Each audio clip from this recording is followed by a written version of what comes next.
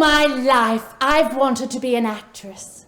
And tonight, thanks to World Monologue Games, I finally got my chance. Mum always wanted to be an actress. Of course, back then, actress was a polite way of saying hooker. When she told her mother she wanted to be an actress, my grandmother just laughed at her. My grandmother said she wasn't pretty enough to be an actress. Can you imagine that? Not pretty enough. You're her mother. So she had to become a typist instead. She worked at the accounts department at DJ's. But on Saturday mornings, she'd bring me here for children's acting classes. Did you know that this theatre used to be an acting school? Yes, it did. Every Saturday we'd come with all the other mums and their daughters, and occasionally a boy or two as well. And all the mums would sit where you're sitting, and Mr. Prendergast would teach us how to walk and speak the Queen's English. We would read Shakespeare and poetry, and once a year we'd do a play. A play! The play was always a big deal, and there were always more girls than boys, and everyone wanted the lead roles. So the tall girls got to play kings and dukes and knights and what have you. You didn't want to be tall. Well, you wanted to be tall, but not too tall. One year we did Macbeth, and I'd had this massive growth spurt, and Mr. Prendergast cast me as a tree. A tree. I had this terrible green costume with this fake bark and these stupid little leaves. But Mum, she was really nice about it, actually. After she finished sewing my costume, she told me that I wasn't just any old tree. I was a willow. And I really had to explore the nuances of my character's development, because in Act 2, I became a fir. And for the finale, I was the mighty cactus.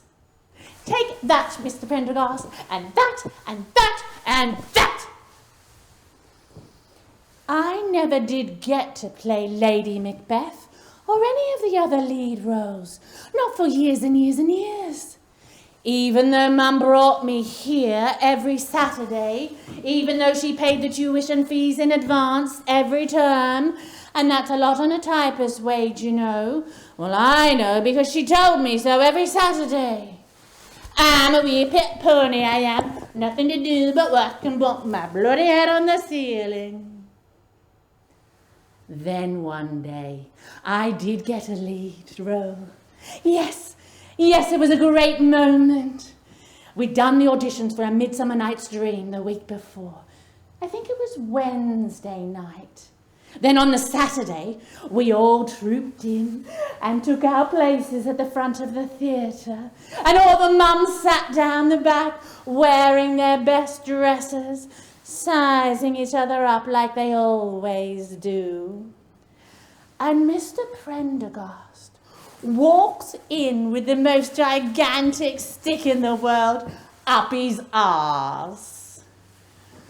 "Girls," he said in the most pompous voice, "girls, after careful deliberation, I've chosen the cast for A Midsummer Night's Dream."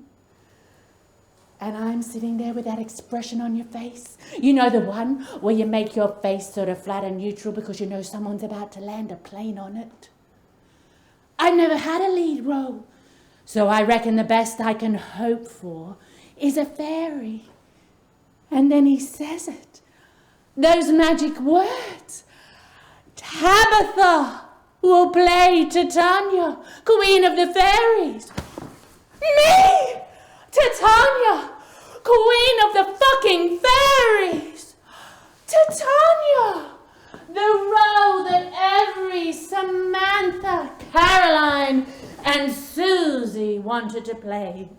And he gave it to me, the typist's daughter, the only kid in the class without a father at home, who'd been coming for years and years and years.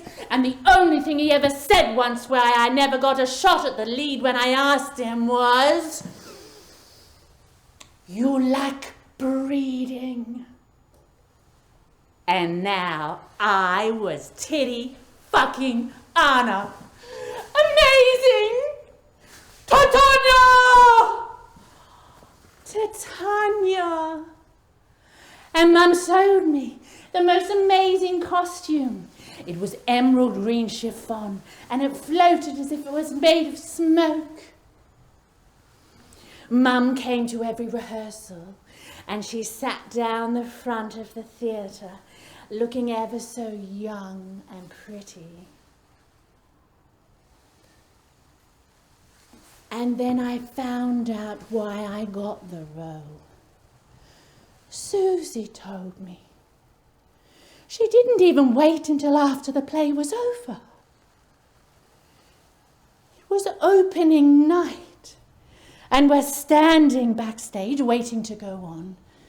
And I'm in my emerald green chiffon, proud as punch.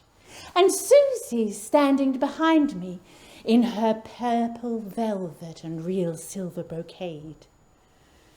She still got a good role, Susie did, but she wanted to play Titania. Everybody did.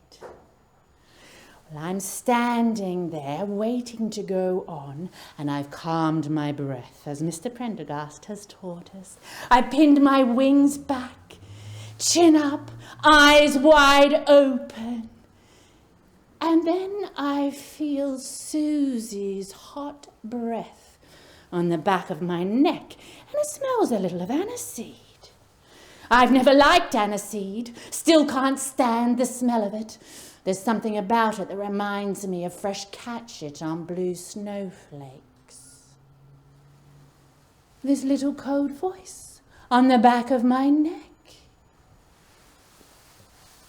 Everyone knows you only got the role because your mother's fucking Mr. Prendergast.